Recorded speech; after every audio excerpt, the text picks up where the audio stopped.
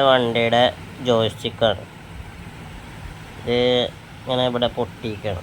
നമുക്ക് ഈ പൊട്ടിയത് അറിയാത്ത വിധത്തിൽ എങ്ങനെ പൊട്ടിച്ചെടുക്കാം എന്നുള്ളൊരു വീഡിയോ ആണ് ചെയ്യണം. ഇവിടെയും ഇത് പൊട്ടിയതാണ്. അത് ഞാൻ അറിയാത്ത വിധത്തിൽ എങ്ങനെ പൊട്ടിച്ചെടുത്തതാണ്. അപ്പോൾ ഇതും ഇവിടെയും പൊട്ടിയിട്ടുണ്ട്. കാലപ്പഴക്കമാണ് എന്നാണ് വിചാരിക്കുന്നത്. അതോ എവിടെയും തട്ടിയോ എന്ന് എനിക്കറിയില്ല. അപ്പോൾ കുറേ ദിവസമായി പൊട്ടിയിട്ട്. അപ്പോൾ അത് നമുക്ക് നല്ല രീതിക്ക് ഒന്ന് ക്ലീൻ ചെയ്യുകയും ചെയ്യാം, അതുപോലെ ഒട്ടിച്ചെടുക്കുകയും ചെയ്യാം. ഒട്ടിച്ചാനെടുക്കണ പശ പ്ലസ് കിക്കാട്ടോ.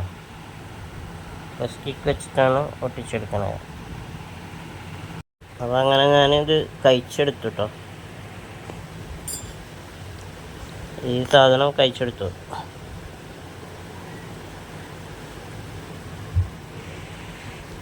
ഇനി ഇതിൻ്റെ 5 സ്ക്രൂണ്ട്. 1 2 3 4 5 സ്ക്രൂണ്ട്. ആ സ്ക്രൂ കൂടി കഴിച്ചിട്ട് വരാം. സ്ക്രൂ കഴിക്കാനുള്ള സ്ക്രൂ ഡ്രൈവർ ഇതാണ് കേട്ടോ. ഇത് സാധാരണ സ്ക്രൂ അല്ല, കാണുന്നുണ്ടാവോ. ഇത് രണ്ടും പാടെ എല്ലാം പാടെ ഫുള്ളായിട്ട് കാണിച്ചു തരാൻ കഴിയുന്നില്ല. സ്റ്റാൻഡില്ല, മൊബൈൽ സ്റ്റാൻഡ് ഇല്ലാത്തതുകൊണ്ടേ.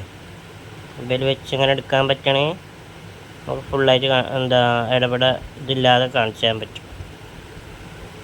അപ്പോൾ ഇത് കട്ട് ചെയ്തായിരിക്കും കാണിക്കുക. അപ്പോൾ നമ്മൾ ജോയ്സ്റ്റിക്ക് ഇങ്ങനെ കഴിച്ചു. അപ്പോൾ ഈ സാധനത്തിന് കംപ്ലൈൻ്റ് ഇല്ല. ഇത് പൊട്ടിയിട്ടൊന്നുമില്ല. ഈ ഭാഗമാണ് പൊട്ടിയിട്ടുള്ളത്.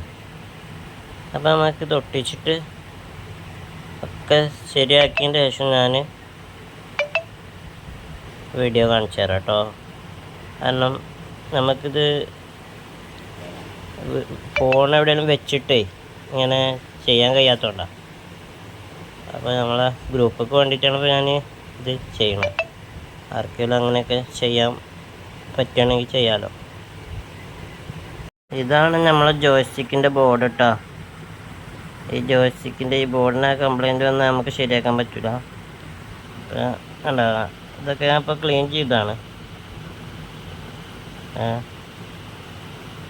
നല്ല വൃത്തിയിൽ തന്നെ ഉണ്ട്.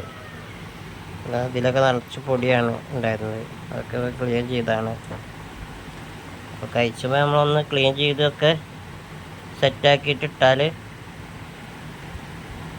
കംപ്ലൈൻ്റ് ഒന്നും കൂടാതെ നമുക്ക് കുറച്ച് കാലം കൂടിയൊക്കെ പോവാം. പശയൊക്കെ തേച്ച് ഇപ്പോൾ ഇങ്ങനെ സെറ്റാക്കി വെച്ചേക്കണേ. ഇനി അത് ഉണങ്ങിയതിൻ്റെ ശേഷം നമുക്ക് ഇമിലി പേപ്പറില്ലേ, ഇമിലി പേപ്പർ വെച്ച് വരച്ച് അത് അതിൻ്റെ അതേ രൂപത്തിലേക്ക് മാറ്റണം. ഇപ്പോൾ ഇമിലി പേപ്പറുണ്ട്. ആ ഇമിലി പേപ്പർ വെച്ച് എല്ലായിടത്തും ഒന്നും വരയ്ക്കാൻ പറ്റില്ല. പശ ആക്കിയ സ്ഥലത്ത് മാത്രം ഇമിലി പേപ്പർ വെച്ച് വരയ്ക്കുക. അപ്പോൾ പൊട്ടിച്ച പാടൊന്നും ഉണ്ടാവില്ല. അപ്പോൾ അതിന് ചെറിയൊരു പാടുണ്ടാവും, അത്ര വലിയൊരു പാടായിട്ട് കാണില്ല, വൃത്തികേടുണ്ടാവില്ല.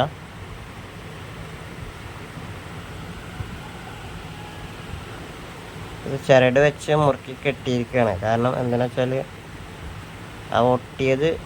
ആ പൊട്ടിയ ഭാഗം ഉണ്ടല്ലോ, അത് ശരിക്കും കറക്റ്റായിട്ട് ഇരിക്കാൻ വേണ്ടിയിട്ടാണ് ഇങ്ങനെ കെട്ടിയിട്ടുള്ളത്.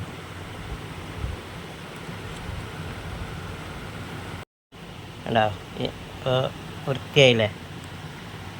ചെറിയ ഇതുണ്ടാവും, എന്നാലും ആ പൊട്ടിയ ഭാഗം അങ്ങനെ വൃത്തികേടായിട്ട് കാണില്ല. ഇമിലി പേപ്പർ ഇട്ട് ഒരതി അതവിടെ വൃത്തിയാക്കി ഉഷാറായി. അപ്പോൾ നമ്മൾ ജോയ്സ്റ്റിക്കേ ഒട്ടിച്ചെടുത്തു. പൊട്ടിയ ഭാഗം അറിയാത്ത വിധത്തിൽ ഞാൻ ഒട്ടിച്ചെടുത്തിട്ടുണ്ട്,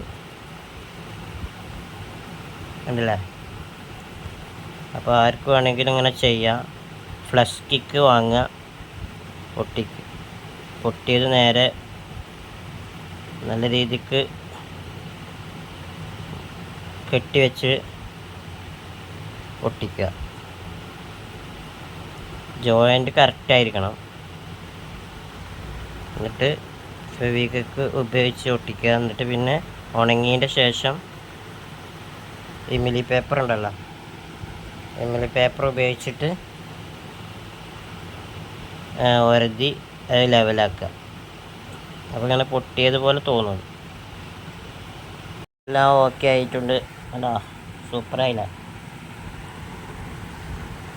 അപ്പോൾ എല്ലാവരും ഇതുപോലെ ചെയ്ത് നോക്കാം കേട്ടോ.